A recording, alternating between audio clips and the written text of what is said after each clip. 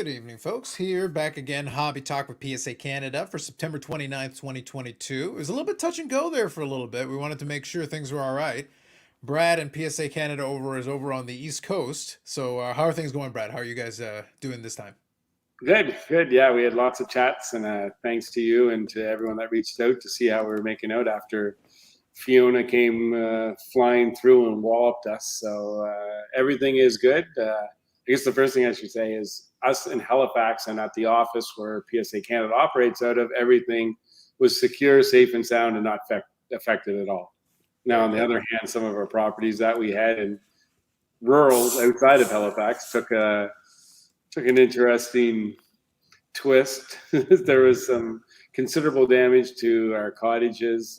One of them's probably going to have to be completely rebuilt from scratch. But no one was hurt, so things are moving forward. But thanks to everyone that reached out, because we truly appreciate that. No, sounds good. And the other thing as well is that obviously that also necessitated another adjustment because you guys were originally going to go over to the industry summit, but obviously there's a lot to deal with on the homestead, so that won't necessarily be a thing. So we'll have to kind of see what that happens going forward. But for now, at least, it's good that things are secure. It's good that you guys are back on the mend, starting to work on getting things settled back in. Is there going to be like, just from a general perspective? In the meantime, obviously, I don't think too many people are prioritizing worrying about submitting there locally, but is there going to be a little bit of a break then before you guys kind of get back up and running? Yeah, no, it's business as usual. So we Okay. never skipped a beat. So yeah, we're still FedEx, UPS, Canada Post. I mean, there was a couple day delay, but it was very minor. Everything's up and running, and we're full steam ahead. The packages are rolling in. PSA is pumping out orders to us now. Couldn't be happier about that. We're really working on fine tuning some of the shipping process that is going to help us expedite our orders, which is very good. So this week we spent working with our contacts in the shipping department and accounting, and with my new contact with Ryan Miller, we've made some really good progress on just like anything. After a while, systems are in place. We all get accustomed to them, but there's always ways you can fix things to make things work smoother. So we did one minor little thing this week that's going to more or less get our orders back like 48, 72 hours quicker. And I know it doesn't sound like it's crazy, but that's a big deal for us. That helps out for sure. So. Yeah, I think it make it a little more streamlined. I think is a good thing in the long run. Yeah. So we grab a couple of comments here. Good evening, Yannick. Absolutely. Bobby Rao, good evening. Hurricane of submissions, let's hope. We'll go out play on words. Well done by you. Hockey 99. Do you see PSA Canada offering Canadian PSA vote? You want to run a vault, Brad? We need votes in Canada. I don't mind the idea of it, but it's one of those things like I think it'd be interesting to have the option. I think it's one of those things where it's always a good thing that if we don't have to necessarily put something across the border, we do have a lot of vaults though at this point. It is kind of tricky. And one of the things with the vault, and this is just me throwing it out there, is that most of the vaults are located in places that are tax havens. And there's really no part of this country that's really a tax haven. So I don't know what advantage there would be other than the fact it would be in country. Yeah, I agree with you on that. That's the biggest thing. I mean, if you look across the U.S., why do people use the vault? They're not shipping cards across the border like we are. That gives us another reason, but most of the people are using it because they're in tax-free states. So, you never know. We might have to have the People's Republic of Notaxia and then see if we can put a vault in the middle of it. Hobby Cop, good evening. Absolutely, thank you. Yeah.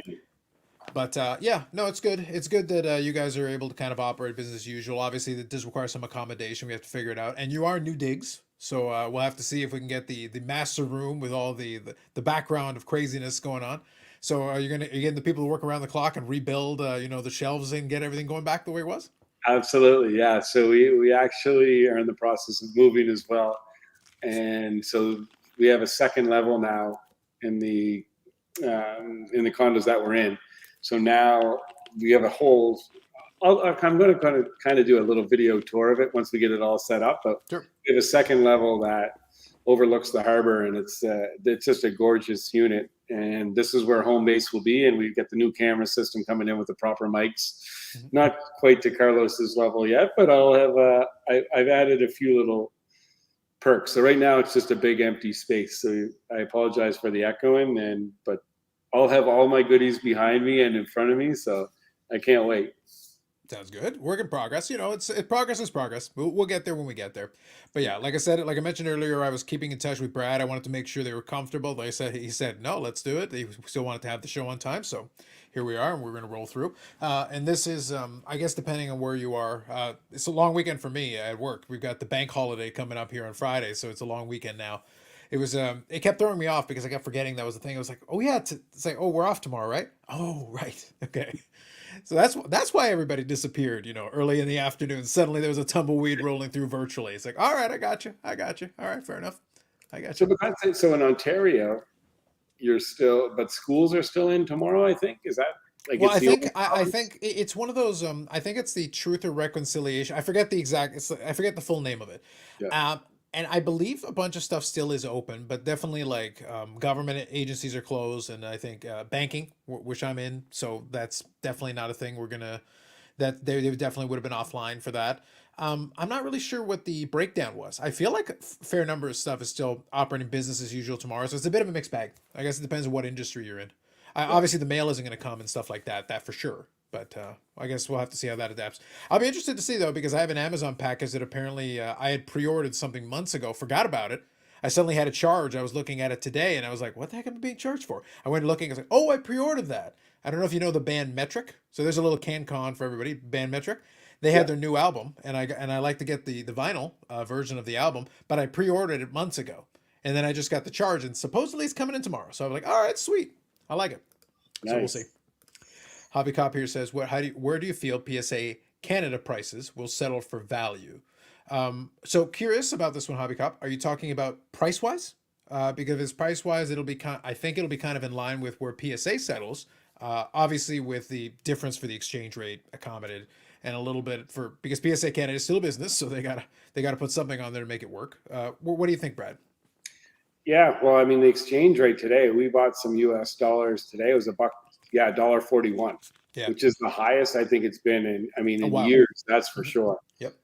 So that is something that we're going to have to look at. But I don't know. I'm not sure if you mean the value. Yeah. So if you're looking at value, I think PSA, they're still getting the demand at the 22 US, which we're at 33 Canadian for that service right Mhm. now. I think you'll see it settle. Maybe you'll get down to 25 bucks Canadian for some services at some point, Yeah. but the demand's there at the current service levels they have. And the other thing is turnaround time for economy and above right now is getting really, really fast. Like if you submit your cards at regular, the regular service level, which is up to $14.99 in value.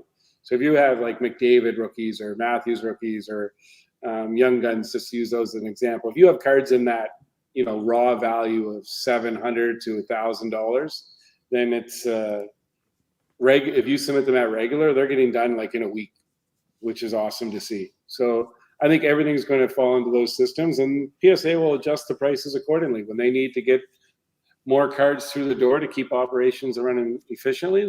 They can lower the price. So Mhm. And I think the other shoe to drop, even though we kind of all feel like it's already happened, but there's been no formal announcement that the backlog is officially done. But for all intents and purposes, it appears to be done. There might be some stragglers here and there, but the real backlog that had been the issue for the longest time feels like it's cleared now. So now it's just a matter of getting everything fully operational. New Jersey is cranking out cards, California is cranking out cards, but the more New Jersey can handle, obviously, the more efficient it becomes. Because for us, physical proximity means New Jersey could get stuff kind of flip it right back around a little bit quicker.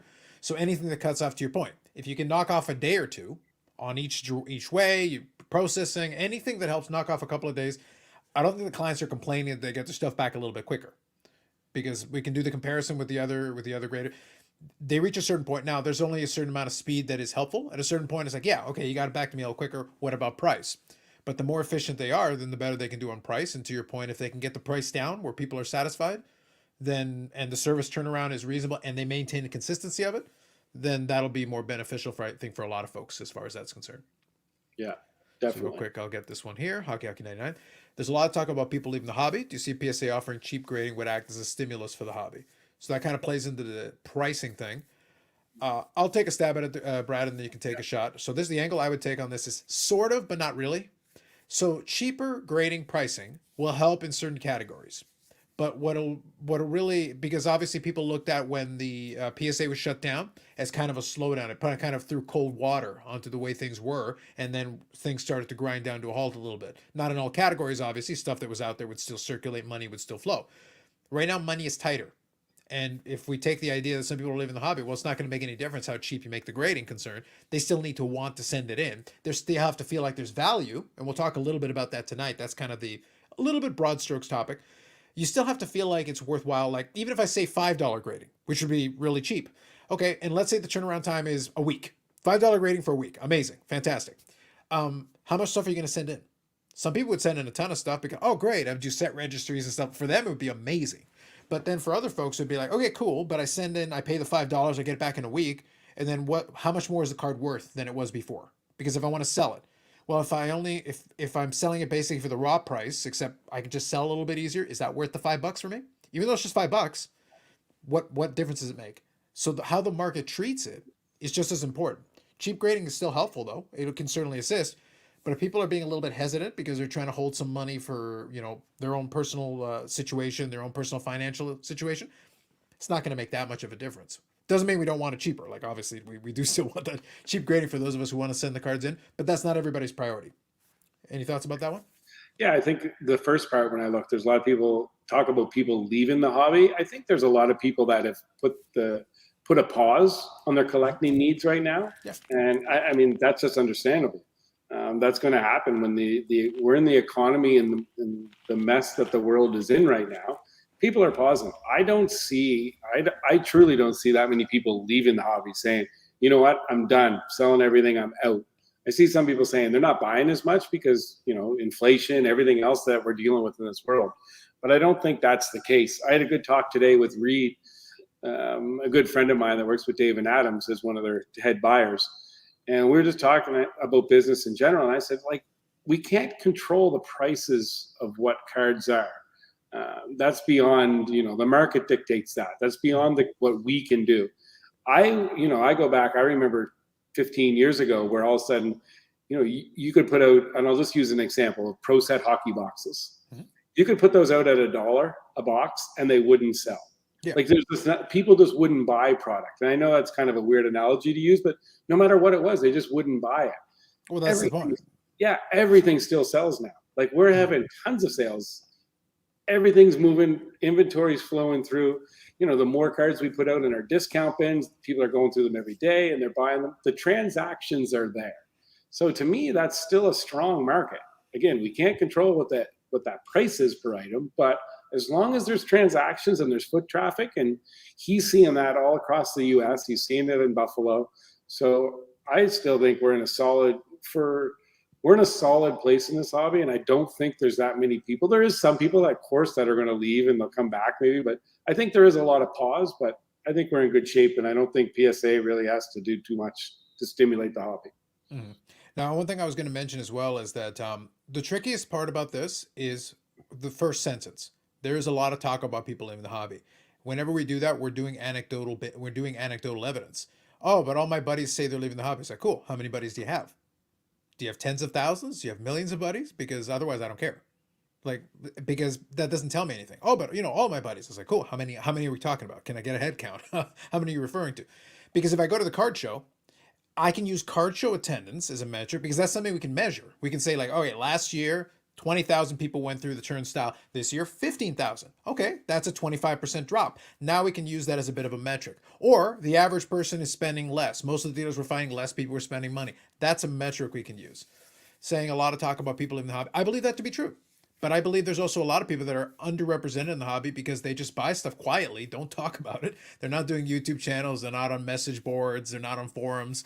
They're just like, yeah, just go buy a blaster, open some packs, sort the cards, throw it in a box. But we never hear from this person. And they might still be going business as usual for them. They might just be, but because they're not going crazy, they're buying a blaster or two every couple of weeks or every month. And they're just chipping away, collecting, doing their own thing, buying some stuff on eBay here and there. But we never hear from them. They're all quiet. They're just doing their own thing. If they're still around doing that, well, there you go. But the loud people are always the ones who's like, that's it. I'm done with the hobby. I'm out of here. And they slam the door on their way out. And it's like, that's still one person. Didn't matter how loud they were. They still only count for one. So I guess it depends. We'll have to see. I did want to acknowledge this one as well. Good evening, Josh. Absolutely. Hobby Cop. You think PSA will ever give a report card, noting where the issues were with the card? I see the new Derek Jeter company, Arena Club. The first rule of Arena Club is you don't talk about Arena Club, but has to be done. But I did see that. I think that one and a lot of the other new players in the space, they are developing these report cards. A lot of it is electronic, so they can kind of automatically generate it. So basically, somebody can punch in subgrades and stuff, and you get a chance to see it. I don't think it's a bad idea. I think it's just going to be tricky to implement from the perspective of if you're a new player in the space, you can actually develop your system to incorporate that right from the get go. I think Peter from SGC has been proposed a similar question, and he has said repeatedly he likes the idea, but it's one of those things where you have to implement it because you have to incorporate that into the grader's process. If the idea is the grader is punching in numbers into into a system, well then in theory you should be able to get grader's notes from that perspective. That might be doable. But here's the question I would have for you. So if you have multiple graders look at a card, not all of them have that, but if multiple graders are looking at a card, how do we incorporate the grader's notes for all three? Because we're not necessarily using a consensus model. We might be using like a tiebreaker. How do we incorporate that?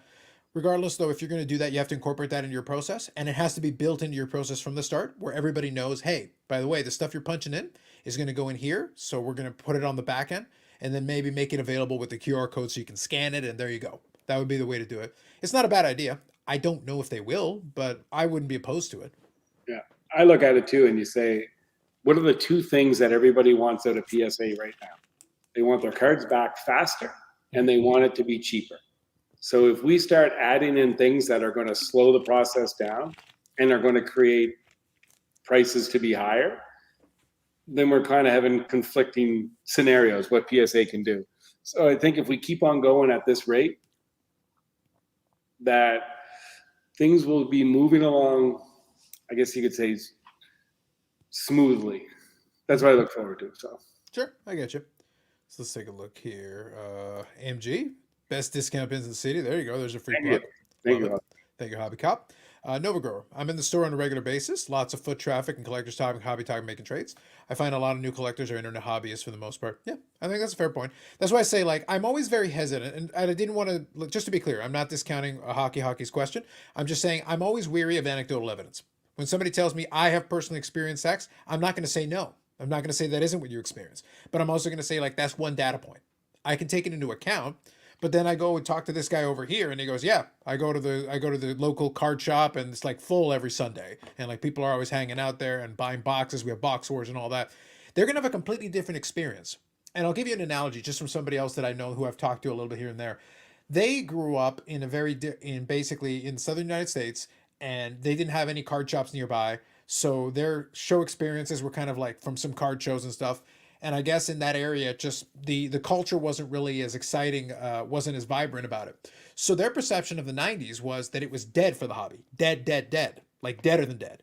And I'm sitting there like, I'm a couple of years older than they are, and I'm like, I lived through the whole '90s. They're a little bit younger, so they're remembering it one way, and I'm like, I was in the '90s too.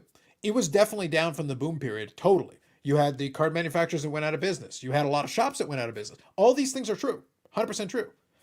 I was at the flea market every Sunday, and the area was full, and we were buying packs, we were buying boxes. Some of my favorite memories are '97, '98 hockey products, and I opened almost every single product that was out at that time period, and boxes went off the shelves.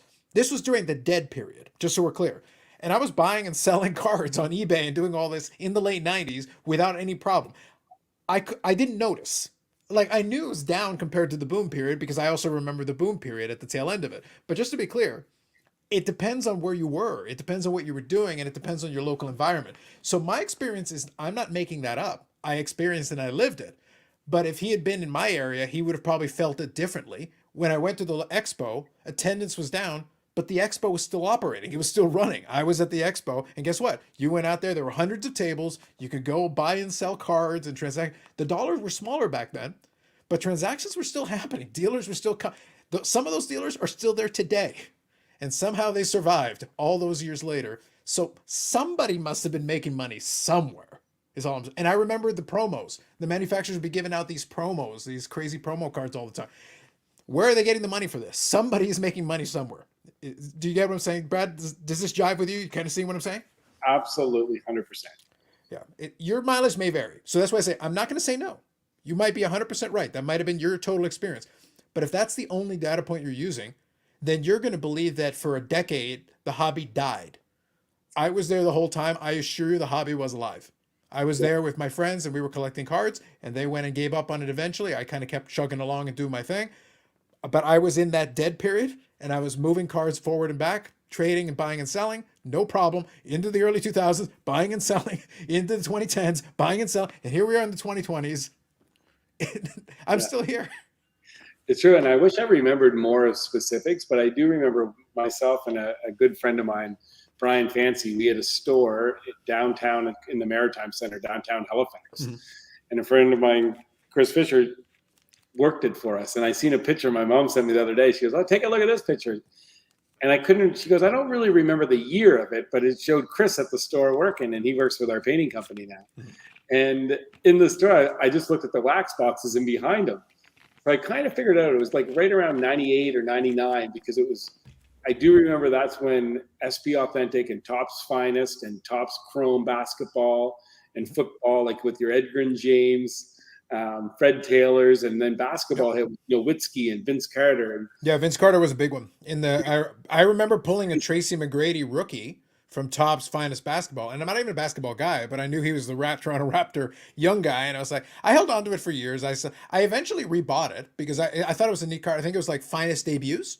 They had the little themes. I yeah, thought it was a cool looking card, so I bought it again after the. I don't even like basketball, to be honest with you, but I remember pulling that card in a pack, and I didn't buy a lot of packs, so I was like, oh, this is pretty sweet. I'll get my hands on another one. I thought it was pretty sweet. yeah. So you wonder, like when you talk, and like exactly what you just said, Carlos, is I guess that was the absolute, like one of the deadest times of the hobby through those years. We had a store, and I remember it was hard as hell for us to get product. We were Mhm. trying to buy more stuff, and it was selling. Everything we bring in the door was selling. So Yeah. And I just think it felt differently because the volumes were different at that time. But like I said, if you were in an area that was still kind of a hotbed and people were still doing it, it fed on itself. So maybe just outside, maybe down the street, somebody would feel differently. So yeah, like because maybe their experience wasn't as much fun. We were still having a good time. We were having these debates about these cards at the time, opening packs and enjoying it. I remember that 97, 98, 99 period very fondly. There was my favorite era of collecting. To this day, I still love when I can go get some cards in my collection that I still need from that era because that is my favorite era. And it was the dead period. So yeah, I got a kick out of it. I had a good time. So let me scroll through here real quick. Hockey Hockey says, why doesn't PSA market? It seems that only collectors know about PSA. There are long gone collectors who have no clue about grading. That is true. But when they did those record sales and stuff, there, what was that plastic holder they were in? If they were asking any questions about it, it kind of answered that. PSA doesn't market because the hobby isn't particularly good at it. Just in general, that's for all the third party graders, and a lot of the hobby businesses aren't the best at manufacturing. We're still a small industry in the grand scheme of things if people really think about it. yeah. And one of those things too is I've had many conversations now that Steve Sloan has moved over to the head of marketing for collectors. Mm-hmm. I'm going to say, yeah, for collectors, definitely with PSA. I think he's head of marketing for all of collectors, I'm pretty sure. Mm-hmm. But they have some initiatives that we've talked about, and we're working on some things that, they just did a big thing at Yankee Stadium. They're going to be, you're going to see PSA's presence at major events and venues, and there's lots of things in the works. So you are going to see that coming down the pipeline. So, Mm-hmm. Sounds fair. Serrata here. Good evening. One question: if you send in a card for grading and has one white corner, everything else on the card is perfect, how much will it affect getting a 10? So I'll say to you, there are definitions that are on the website, but I will say, if you say everything else is perfect, that's hard to believe because usually there's one other thing. However, let's say for the sake of argument, let's say this is true. One white corner would be enough to knock it down to a 9 in theory. Now, it depends on how much damage we're talking about with a one white corner. Is it like literally just touched by a small? Maybe you get away with it. Somebody didn't see it. But if they can see it, it's visible. It should technically knock it down to at least a 9. If it's more visible, 8, 7, like it can become, depending on severity. Everything else can be perfect, but one flaw can drag it down. It just depends on how serious this little white corner is. Because if it's literally the tiniest little chip, maybe they let it slide because a tiny little flaw is still available in there. But if it's a full-fledged, hey, white corner, a little bit rounded, well, then you're going to get knocked down accordingly. yeah. So your hobby cop, if you send in an old PSA slab to put in a new one, so the reholders, first, do they still do that? So I think, are they back in the business of doing the reholders? I Yeah. think so, So yeah. reholders are fully available. one thing I can say is, and I'm not sure, I don't have the exact answer on this, but it takes a little bit longer. So one of the things that we're holding up a lot of our June and July orders, especially ones from the Toronto Expo, are reholders. I don't know why they're behind schedule on those, but they do take a little longer. So if you want to send in a card for reholder, just be prepared that it might take 3 or 4 months to get back. So. Oh, interesting. That's quite a big difference. Yeah. Yeah, I don't know why, and I'm not exactly sure why. It could just be our orders as well. I don't know. All right, fair enough. Good to know. Katie Collectibles has arrived. Good evening. Right, Kevin? Bobby here says 90s were, like we say in motorcycle terms, it was a speed wobble. Fair. I think that's fair. But that's why I said also, I'm never going to discount anybody's experience with it. Like I said, I had a good time with it. I had fun with it. That was my experience with it. I enjoyed it. But everybody's experience is going to be different. If you were in a completely different area, I could totally see it being not so great for you. So I would understand that. So let's take a look here. So Katie, hit me with the update share. There you go. I like that it included the gracias. Very nice. Love it. And then Hobby Cop living the excitement of the Tua broke his hand or maybe a head injury. That's quite a difference, causing his hand to spasm. So I have to see. I don't know. That could be serious business for the Tua folks. Who knows? Yeah. Strictly Canadians. Good magical evening. Absolutely. Good evening. Eric, Brad is in the secret layer trying to take over. It's not how you spell layer. That's a different layer. But fine. Like layer cake. Got it. Trying to take over the world, the slab world. Absolutely. Hockey Night. Do you strongly discourage clients to not try to cross from Grady Company to PSA? I'm too chicken to try to crack open a slab. Ooh, that's a good question. That's a good one. That's a great question. So yes, I do. Too many times the cards have come back, and I think there was an interview that Nat Turner did when he first kind of took over collectors, and he came in and he was talking about that exact same thing. And it's very hard for the grader to make that decision. So if you're sending a card in, say it's in I'll just use a BGS 9.5 and you're looking to get a PSA 10. Eric's the grader favorite grading company, yes. Just for Eric, Eric. So the grader, before he has to be sure before they crack it out of that card, especially if you put a min 10 on it, that it's going to be that. So it's just as easy for them if they're not sure to say no, and then the card comes back. So I don't know how many times I've sent in cards for people, they've came back and I've charged them a fee and I just send their cards back to them. So I always say, if you want it in a PSA slab, crack it out, whatever the card is, the card's going to get graded properly and the card will come back in a PSA slab with whatever number that it deserves to be deemed. So that's my recommendation. I tell everyone to do that. So yeah, and we did touch on this topic a little bit. I want to go. Don't mind answering the question again. And to your point, and we did touch on this briefly, and it was just that as soon as you open up the card, if you're PSA, you are basically taking responsibility. If they did a min grade 10, you are basically committing to a 10. But if you're the one that takes it out of the slab, you check it out, and it turns out there's a little scratch that you couldn't catch inside the holder. All of a sudden, now you've got a new problem. Your new problem is now you are either going to put a card in a holder in a 10 that shouldn't have it, that you know shouldn't have it, or your alternative is you basically have to go back to the client and say, hey, this can't be in a 10. We can't do it. We'll have to compensate you for the difference because we cracked it out of your holder. It's easier for them to say, no, leave it in your holder and send it back to you that way. So from their perspective, just from a liability standpoint, it's like, if it's close, the tie goes to keep it in the holder. So if you decide to leave it in the holder, it's going to have to be like a 10 plus. They're going to have to be like super confident. Like, yes, it meets our criteria 100%. We're really confident. We're going to take it out of here and it's still going to be a 10 when we take it out of this holder. Yeah. Thank you for the correction, Eric. Appreciate it. Nova Grower, Steve at AMG is good at cracking slabs. He cracked one for me today. Yeah. And there are folks that are really good at that. Some of them have got it down to a science and they can pretty much crack open. And again, just to be clear, anytime you're doing the crackout business, and you can look up Elite Co 3 on YouTube. He is a master of this dark art. But even then, he has times where he'll send in these submissions, do a ton of crackouts, and sometimes it works out amazingly.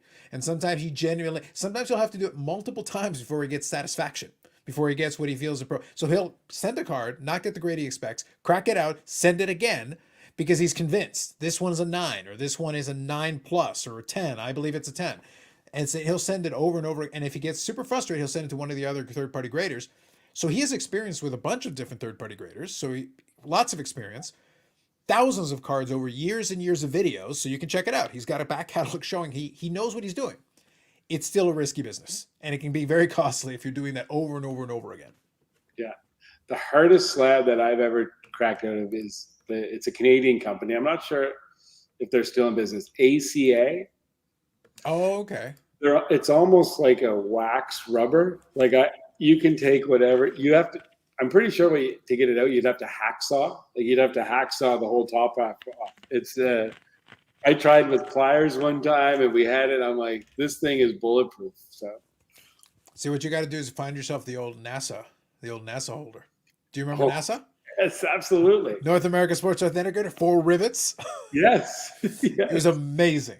They did on-site grading, 4 rivets, and like an Avery label. It was phenomenal. Since whenever somebody would just go like, "Oh man, this holder's terrible," there, let me tell you about old NASA. There was another one out there. There's another company that used like a wax over the screws of the screw down. Mm-hmm. So like they'd have it in. It was I forget what they were called. Yep, sounds fair. Don't bother cracking a BGS. Just throw it away. Eric's opinions. As I continue to rumor monger that he's secretly employed by Beckett. Just want to throw that out there. He's trying to. It's a red herring. He's trying to throw you off the scent. So hockey. I feel PSA runs a scam by accepting crossover submissions. It's money in their pocket. They should not take submissions where min grade 10 is requested. That might not be a terrible idea. It might not be a terrible idea but the accepting crossover. All third-party graders accept crossovers. It's a moneymaker for them. Realistic is very difficult for crossovers to happen. But I always refer back to the coin grading business that has been around longer. They've been doing crossovers forever. They make a ton of money doing that. And PCGS is owned by collectors, who is part of that. They do that as part of their business model. Now, I do agree that maybe not doing a min grade of 10 might not make sense, especially for crossover service.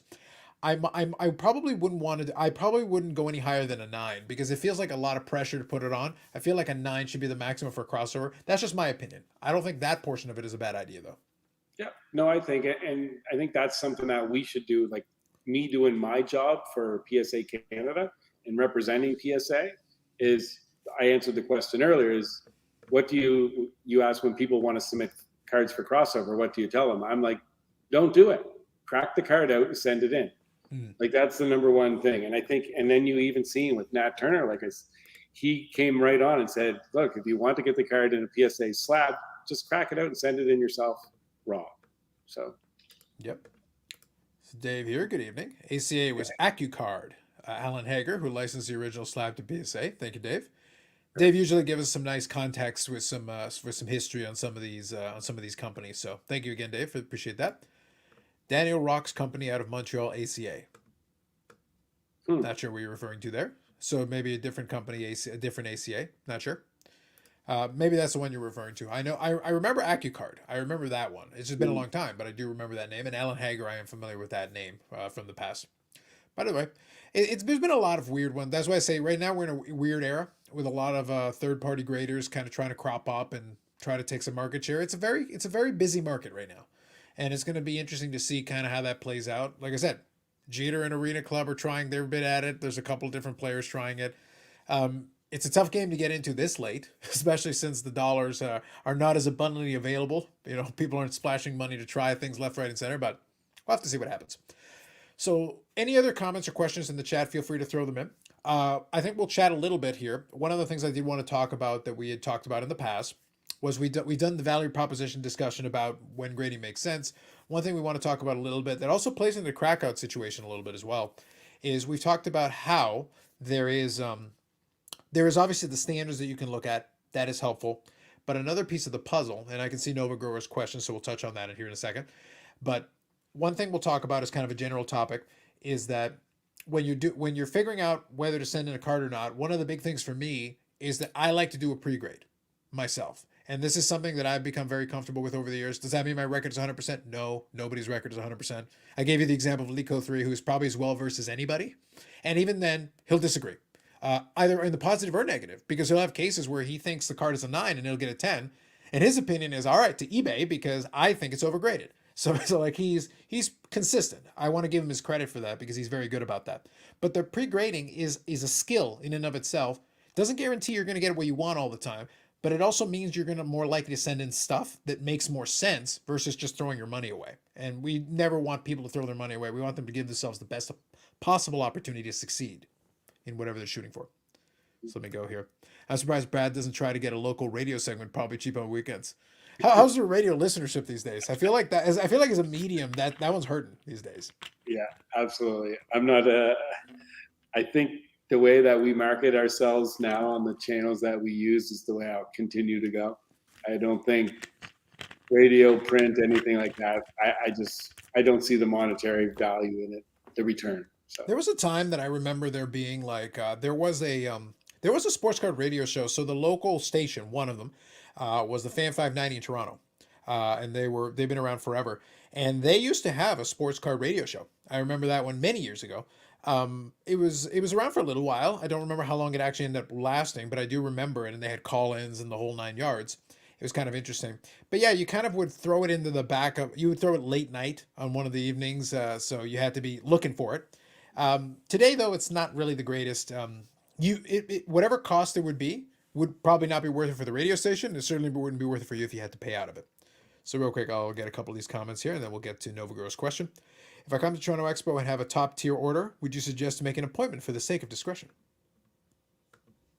yeah, that's a great question, and I will answer that to say no. I read it when it popped up at first, and I was like, how do I want to answer this question? And legitimately, we will make sure at the Toronto Expo that we will get everyone's cards. We'll help them out from start to finish. There's no problem. We'll stay there as long as it takes. So we really want to treat everyone the same. So we're not going to be making appointments, but we will. If you say you're coming in on a day, we'll make sure that we review your order and we'll take care of your cards. So, yeah. But you can let us know. Like, again, if it's something that's vastly large, for sure, let us know that if you're coming in with it. But we have literally hundreds of people right now that are bringing cards to the expo, and we tell people to don't rush in first thing in the morning. That's always when we get jammed up, and it makes it hard on everybody, and we don't want to see people standing around. Go enjoy the show, check out all the great dealers, do some buying, do whatever else. We're going to get your cards. So you usually see the doors open at 10 o'clock. At 10 o'clock, we'll have 50 to 100 people lined up. And I'm like, we're going to get through this. But like then at 2 o'clock, we have a little bit of a lull, and it's just 5 or 10 people. But yeah, we'll make sure we get everyone's cards. So I'm just in awe of the idea that there's a morning at the expo. I have no recollection of this, Brad. yeah, I'm a cruise in after lunch kind of guy, regardless of the day. But I appreciate you're letting me know that there's a morning. I wasn't aware that was a thing. So thank you for letting me know. Sarada here. What's the biggest upcharge someone got at PSA Canada? And I want to get back to Novagro's question because David has comment on it as well. So we'll touch on it in a second. But what's the biggest upcharge you remember somebody getting to yourself? that's a good question. So like on a Gretzky rookies, the most we've ever had was an 8.5. I've never got a 9 for somebody. Wouldn't one of the Manals have been maybe a candidate? Yeah, no, but there was we did get a charge at the $250,000 level. So what was that? That's premium 3. We had it was a black Topps Chrome LeBron, and I think that card has come down, but it was at the time it was worth about $250,000. So I think that was the biggest charge. Yeah, that would have been the biggest card that we've ever had. We have a super cool card that came back with no upcharge for a guy that's in BC. I can't say what the card is until after. We're just waiting. It's an awesome card, and I'm surprised. I think it's probably like a $50,000 to $100,000 card. He submitted at Economy. I didn't even realize how cool of a card it was. So that's going to be very exciting when he gets that back. And it came back a PSA 10, and it's a 90s basketball card that I think it's kind of one of a kind. It's awesome. So hopefully when I talk to him, I'll be able to talk about it. If he gives me permission, then it's super cool. So I think that's fair. So let me go here. So Novagor, any truth to the rumors Leafs is for sale? Leaf is always for sale.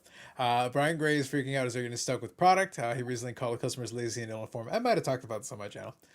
He's been unleashing on social media, and I had a lot of entertainment from it. And I appreciate Brian Gray for doing this. So I'll kind of go with Dave's comment here as well as follow up to that. I believe Brian has been upfront that he's been looking to do some sort of cash out. Yes.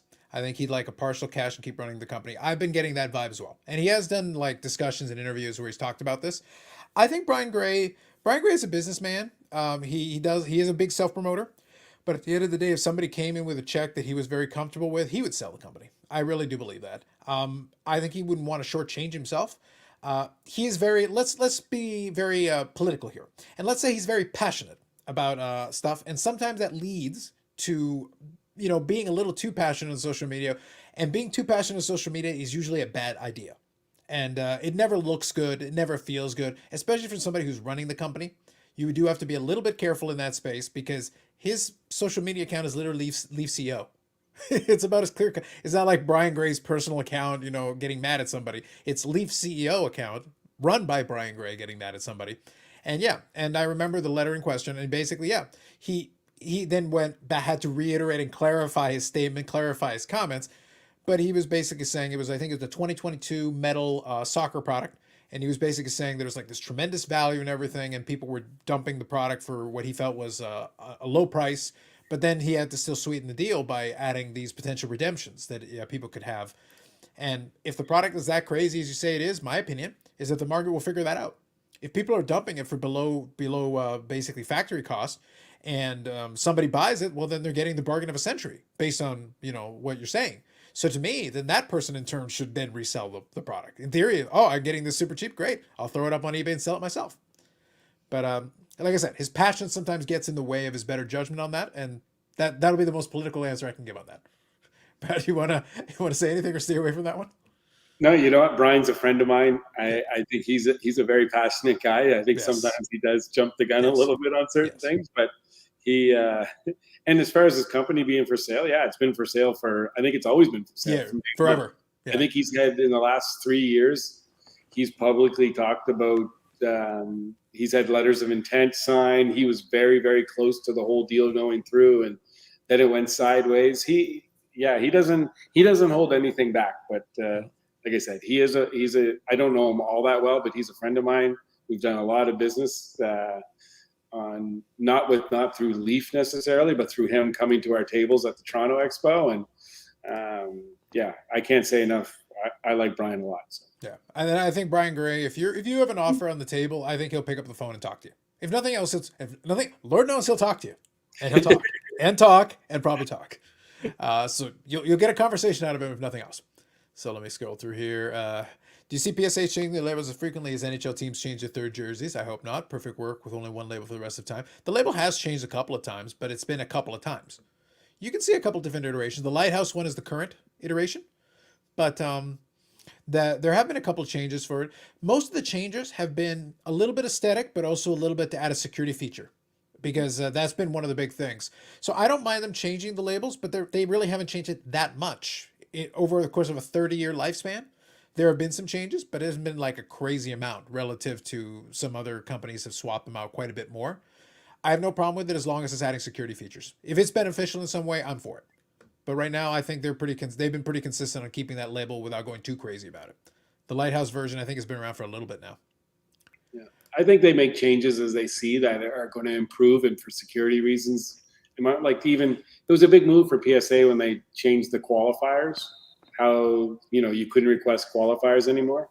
I do hope, we talked about it earlier. Me, Carlos, we've talked about it. I love what SGC did. I'd love to see when a card has been altered. I'd love to see it on the flip. Yes. When it comes back, if it's authentic, not just altered, authentic trimmed, authentic recolored, I think that would add a lot of clarity. It's very hard, especially when you get the N9 or NO that comes back, and just authentic, and it has a lot of different meanings to it. So you can't really give someone a good answer. So hopefully they implement those changes. I understand why they're not ready to do it yet, but hopefully they will soon. I think, like we mentioned before, I think that would be a good change, and I think it would be welcomed because people would like to know why. If we Yeah. get an authentic, I would like to know why. If there's any issue or anything, and altered is fine, but just tell me why. Give me a little information. Yeah. Good evening from the bench. The Hobby Cop says, "Do you ever see the upcharge going away?" So this one's more of an opinion for you. Yeah. I No, don't. I don't. neither do I. 100%.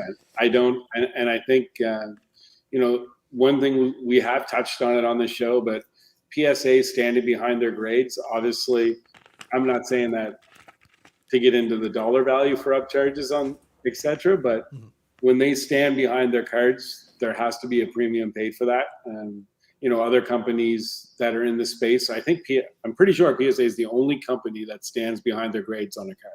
Yeah, they So will. They will. So to give everybody fairness, because we try to be very transparent and fair, I will say SGC has made good on people, but they don't guarantee it. It's one of right, those things where, but in the past, they have been good about if something happens or whatever, they're generally good from a customer service perspective of making good, but they are not required to do so. They do not offer a written guarantee that they will do something about it, but generally speaking, they will accommodate, which is good customer service. But they are free to not do that if they feel like they don't have to. right. Especially on some of the cards that are put in holders now. Like I mean, with all these $1 million plus cards, 7-figure cards that are in play out there, And a small if you're mistake could be very costly. absolutely so. So let me scroll through here. Does PSA rest on their laurels while they're king? I notice YouTubers are sponsored by grading companies other than PSA. That is true. But it doesn't appear PSA sponsors YouTubers. So I haven't seen any sponsorships from it. There are people that work at PSA that continue to do YouTube. So I don't know. Is that a sponsorship of sorts? Hard to draw that delineating line. I will say, though, it is true that I don't think they felt in the past that they really had to promote in the same way that you would think in other industries. Um, Third party graders promoting specific sponsorships is actually a relatively new phenomenon. It hasn't been traditional for any of them. SGC has been around since I think 98 or 99, so they've been around a while as well. Beckett's been around a long time, and they really haven't done a lot of promotion that way. All of them are behind the times as far as promotions. They are starting to get into the type of promotion that is developing content. We've talked about in the past that they've got their podcast now, so that is a form of promotion. Creating content that's put out there is a form of promotion. Sponsoring events and things like that, that is a form of promotion. But as far as looking at influencers for that type of sponsorship deal, that is a relatively new phenomenon for all the third party graders in the space. Yeah, no, that's right. And I think the one thing that PSA has been doing is injecting money back into the operations, facilities, research, technology. People tend to forget how much fraud is out there and how much innovation on the fraud front there is. There's so many. There's so many card doctors. There's so many counterfeits, reprints, like stuff that I don't see. Carlos, you don't see. We don't see in the chat. But every day, like number one thing is to all the grading companies out there, people are always trying to get one by them. So Yep. whether it's cards that have been altered in some way, so the money that these grading companies, including the other ones that are out there, are pouring into their research and ID and making sure they get it right. Like that's the number one thing at PSA. They want to make sure they get it right. And when you consider the volume of cards that are going through, it's very easy to get it wrong, right? When you've Yes. got 1,500 employees, there's 50, 60,000 cards every day being pumped out. It's very easy to get it wrong. And I think all grading companies have done an exceptional job on getting it right. Things are always going to slip through the cracks. It's going to happen, but they've done a good job. So I think it's fair. So Darren here. I'm not sure if Sherry's around in the chat tonight, but Sherry, if yep. you're able to, see if you can check it for Darren. But just putting it there for you. Bobby here says, sleep on it before you respond is always sound advices pertaining to Brian Gray's. Yes. So I think Brian Gray needs a little bit of a social media timeout. Again, that passion can be harnessed in a very poor way very quickly if you allow it to be. So Dave here, regarding Brian's approach, he's a lot of bluster and huffing and puffing, but he's not stupid. Served him very well for years and years while they're struggling. Yeah, as a business, look, he's still around. He's operating a business. Yeah, Brian Gray, I believe, owns the whole thing. I believe it's pretty much his lock, stock, and barrel. And right now, he also owns several brands because before it was Razor, and he did a couple of other brands, and then he owns the. He basically bought out a lot of the stuff from in the game. He bought out the ProSet brand. He owns that. So there's a couple of different licenses under his purview these days. Does PSA grade cards that are as big size of a big postcard? Yes. Yeah, they've got a holder for that, I believe. Yeah, you can go Larger version. PSA will grade, right up to 8.5 by 11 now. Yeah. So So that's good. You have to remember it made through partially the idea of being a scrappy guy fighting for the common collector as pertains to Brian Gray. Yes, absolutely. Agree. When is the PSA ever going to be an NFT? We'll have to get with the tech guys. Good question. I could see it. Honestly, I could see that becoming a thing at some point. Look, I think it was a step in the right direction when we got to the point that the QR code allow you to scan it, pull it up in the app, and be able to see a picture of the card. So we're making progressive steps towards that, and we'll have to see. That'd probably be the next step.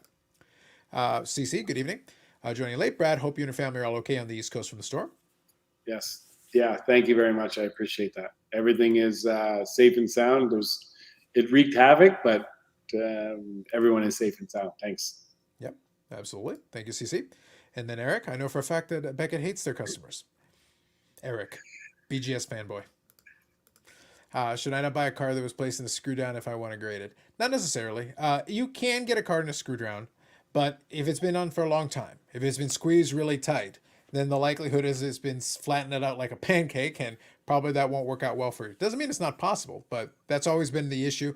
There are recessed screw downs though. There are some recessed ones, and if you manage to avoid actually compressing the thing, or causing an issue where you open it up and maybe part of the card comes off, which can happen.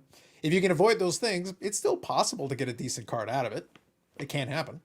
Yeah. So I had a test that we had 5 cards that came back altered from PSA that I know the only reason they were altered was because they were compressed in screw downs. Mm-hmm. So we've had those cards out for almost a year now. Mm-hmm. And what made me think about it this week is because we're moving. So the cards are on the top shelf and they've been sitting there flat because someone said if you take the cards out and you just let them breathe and be in the open, that they'll come back to their normal self. Mm-hmm.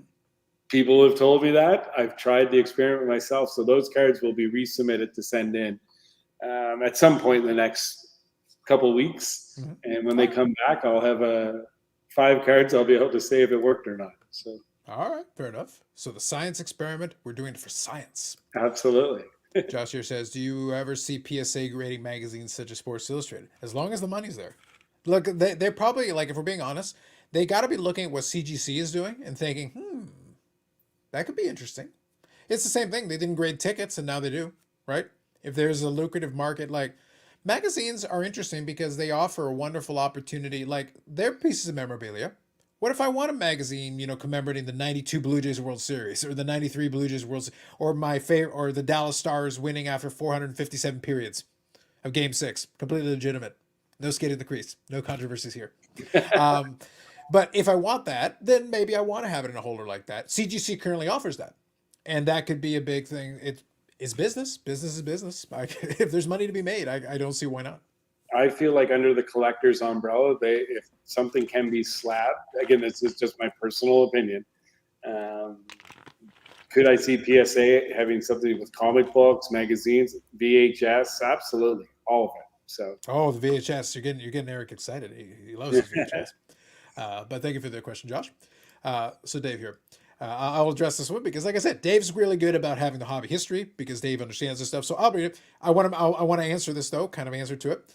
Being a little nice to SGC, they dropped the guarantee when the whole fake T206 grading cards happen. It's total nonsense. We try to be very fair, Dave. We try to be exceedingly fair for a very good reason. Number one, this is not owned by PSA. It is PSA Canada, which works with PSA. It is PSA's official Canadian agent. And number two, the PSA logo is literally in the corner. Yeah. So it would be very difficult for us not to come off as ridiculously biased if we start slagging other third-party graders. We can have look, if you're having a discussion with me over a beer, I'm going to give you one answer. On my show, where I'm not directly affiliated to anybody, I'm going to give you one answer. But on this show, we're keeping it straight and narrow, Dave. I'll read the comments, but I'm just saying, we're keeping it straight and narrow, Dave. Straight and narrow. We want to be as generous as we can to as many of the third-party graders as we can in the spirit of fairness and transparency. But thank you for the comment. Yeah, when the trim stuff became public, they switched to random certain numbers to make it harder for guys to blow out the fine trim cards. There is that element of that as well. And that's before we discussed Dave Foreman, his brother, and Mastro. Yes. Like I said, that history exists. We're not denying it. But like I said, I just want to make sure it's understood. We're trying to be very fair. Yeah. Exceedingly fair. Small halo above our heads here. We're trying to have a small halo above our heads for this one. Let's see here. I want to see a sponsored YouTube video of 5 insane cards submitted to PSA Canada. Don't we all? I think that'd be fun. Yeah. But you'd have to get permission from the people to even attempt that. So that would be absolutely critical. So let me scroll here. Let me go here. Andrew Bradshaw, SDSS. I've heard rumors that some, maybe only one grading company grades Gretzky rookies cut from 79 uncut sheets. Ethics aside, Beckett, why do uncut sheets ever hit the market?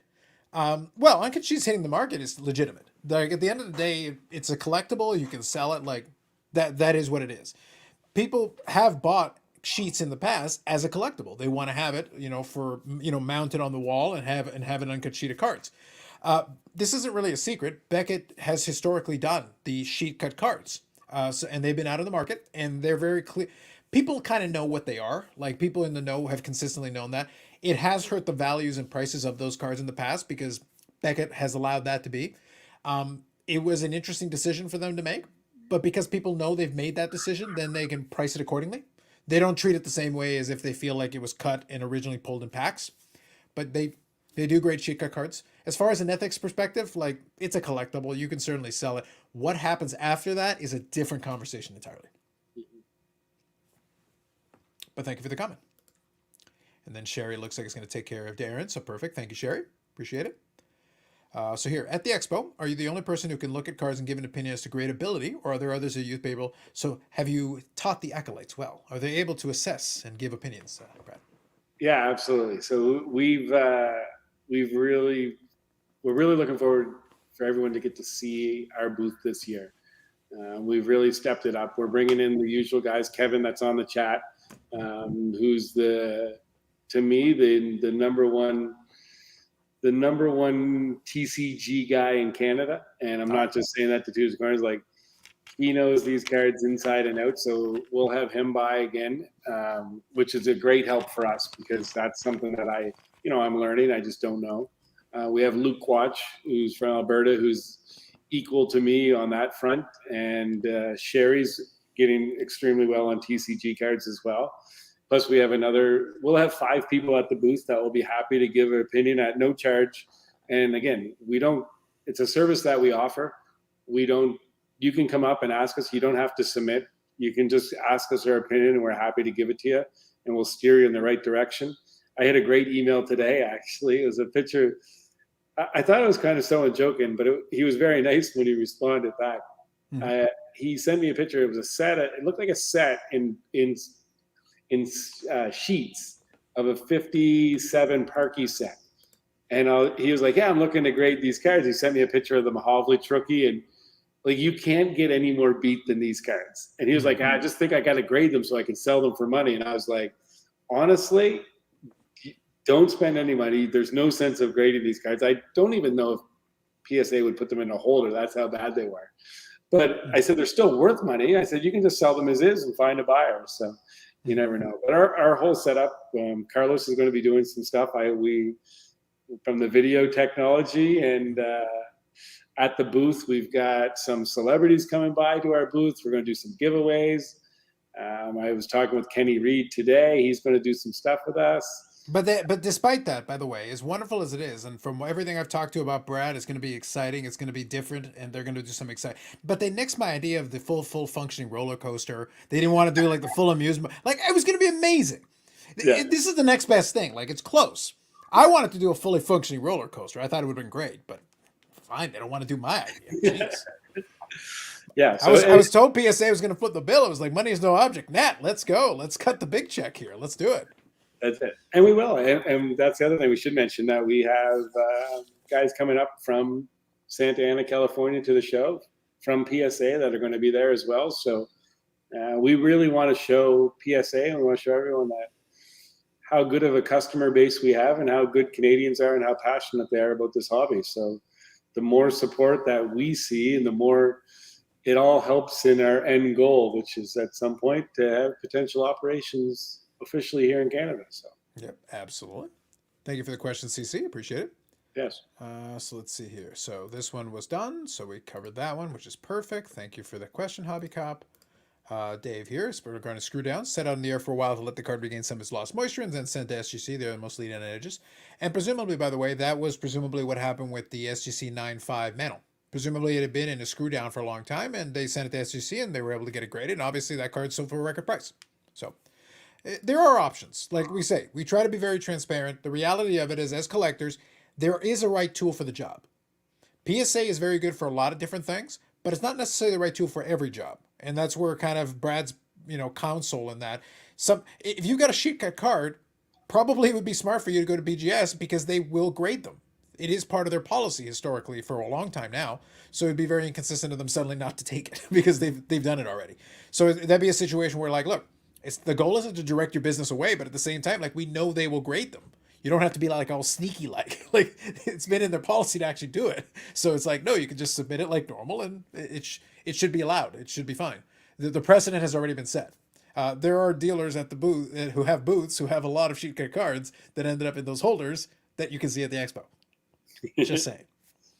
So like I said, we're just being transparent about that. But there are other situations where it makes more sense to go the PSA route. It just depends on the card. Depends on what you're trying to do. Your mileage will vary on that. Yeah. Bobby here says uncut sheets were worth nothing in the 90s compared to 2000s. Yes, that's very true. When I started growing value and have come down in recent years, ebb and flow. Yep, 100%. 100%, Bobby. Eric here says, I wouldn't say I'm a celebrity. I would also agree with that. You're not. But I would be at the PSA Canada booth at the Expo, and that's fair. But if you want, though, I will allow you to have a shirt that says "as seen on," and then I can give you the logo, and you can wear that on a shirt, and you can lay claim to like peripheral celebrity from that if you want. I'll allow it. That's awesome. Hopicop says, on that note, I sent 2 beat up 60s Batman cards. I've seen the 60s Batman cards. They're actually pretty sweet cards. I will at least put a slab on as authentic. I would think so. Unless there's something crazy, I would think so. Yeah. So the official, this is the official statement from PSA on that is all cards that are 89 back, when I submit them, I request if the card does not receive a numerical grade, please encapsulate as authentic or authentic altered. Mm-hmm. So I put that right at the bottom in the comment section on every one of those submissions. The official email that I did get back from PSA, because I asked about this, is how come some cards come back and they're not in the slab. So it's still up to the individual grader for him to determine if the card is worthy to be put into a slab. So that's that's what I was told. That's what the policy is. Whether or not I agree with it, I personally think if a card is authentic and the person paying and it's deemed authentic and they want it in a slab, to me, I don't care if it's half a card, put it in a slab. If it's a half a Gretzky rookie, slab it as authentic because it's half a Gretzky rookie. So fair enough. I agree. You need to bring me to the shows of security. We might, and with all the celebrities coming over. Absolutely, 100%. With the celebrities coming over. We might need some security. We might need some crowd control. Yeah, Sanderson Orr is going to be there at some point at the PSA Canada booth. My friend Pat Roach is going to be there signing autographs from the Trailer Park Boys. So nice. That's big. That was nice to see. I like it. How many people does PSA USA currently employ at this time? I know that number's gone up quite a bit. Yeah, like I'm just going to say it's around 1,500. I remember when they hit over 1,000, and then I think it's probably around 1,500. It might even be a lot more than that. That's just a guess on my part. Mm-hmm. There you go. Legit question. Will Pat Roach be in character? He's permanently in character now. Yes, he will. Wow. All right. That always makes it a little bit more interesting. All right. I like it. Sounds good. So I think we'll touch on a couple more things and wind her down. It's been a good episode. Obviously, like I said, it was touch and go for a little bit, but we were happy to be able to get it. One more thing important. Local celebrity, Sanderson Orr, does fund and pay for the like button. So every time you hit the like button, I personally invoice him money. And we honestly want to charge him money because he's loaded. Beckett pays him a ton of cash. So we want to start getting some of that sweet, sweet Beckett money. So if you could hit the like button, it is free for you as the viewer. It remains free and will continue to be free because Eric will personally pay for it. So I would just say, if you could hit the like button, it's always appreciated. Appreciate you. Thank you very much. Appreciate the comments as well. So one more thing we'll touch on real quick, and then we'll wind her down on this one. I did mention, so I'll kind of close off the loop with what we talked about earlier. We did touch on some of the other stuff. As always, if you check out the replay, you're always welcome to leave comments in the comment section because we do check them out, and sometimes they give us ideas for topics, or we answer them either there and sometimes in the next episode. So we didn't have any comments on the last one, so we didn't touch on that. But if we do get a comment on the previous episode, we'll come back and check it out and then reference it. So that's always a good thing. Next piece of the puzzle as well is that as we go along, if there's something you want to see on the episode, then let us know. because sometimes that is how we'll use, and it'll give us a topic to kind of roll with, because otherwise we'll kind of work off with what you guys in the chat want to do. Always happy to. We talked about the Brian Gray thing because you wanted to talk about it a little bit, so we did. And we did the 2022 Topps Chrome last week. Happy to talk about it because we can, and we're happy to do that. It's hobby talk. It's not PSA third-party grading talk necessarily, but we'll answer questions about it. We'll do the updates. We'll do all that. But it's hobby talk, which means, guess what? We get to talk some hobby, if that's what we want to do. Want to talk about Young Gun checklist? We can do that if you want to. But you have to let us know if that's going to be the case. And then we'll talk about more as we get closer to the expo. We'll start talking about plans and give you a little bit more information to go in. So we'll have to definitely do that. So let me grab a couple of these comments here. Liked, have a great night. Thank you for answering questions. Thank you, Hockey 99. That isn't funny anymore. It will always be funny at all times. I bought my last check because of you. Well, then you're going to have to get more money. Keep working. Keep working that Beck and angle. I believe in you. We have to get a Heartland milk and cookie card. I like it. I like it. That should be your card. I like it. At a sub goal, we'll have to do a live break. Yes. Actually, in that vein, so I did mention the like button, and I know some of you are hitting it, so I'll be charging Eric for that, so thank you. The other piece is we got to our 100 subscriber count, and we surpassed it. Now, slowly, I want to start working our way to 200 subscribers and 250. So those are the next goals. If you're not already subscribed, we really like you to, because it helps us keep putting these out, making them. People are noticing. As we're going along, we've been able to slowly build this up. We've done it kind of organically. We haven't really pushed it on people, but we've been really pleased to see that people are tuning in, checking it out, asking questions, and hanging out a little bit. It's been a lot of fun. So we're going to keep this thing going. Thursdays, 9 p.m. Eastern time is what we've been coming up with. But we also do want to do some more videos on it. When we do the expo thing, I'd like to do some videos related to that. We're going to work on it. We'll come up with some ideas. If you've got ideas, hit us with them in the comment section after the fact, and then we can check those out as well. If there's something specifically you want to see. And as we get a better relationship and keep talking with PSA, there's always a good chance that we may have some guests coming in, either PSA related or not PSA related, very soon possibly. There's a spoiler for you. All right? Yeah, that's awesome. All right. So that'll be it for this time around. Thank you as always for hanging out, and appreciate you guys with your questions and comments. We'll be back next week, like I said, 9 p.m. Eastern time, back next Thursday, and then Thursday subsequently. And if there's any change in that, if you're subscribed and hit the bell icon, then you'll know, because we'll leave community posts if any scheduling changes happen. So we'll let you know in advance. Otherwise, thank you very much for the evening. Have yourselves a good one, and we'll catch you in the next one. Perfect.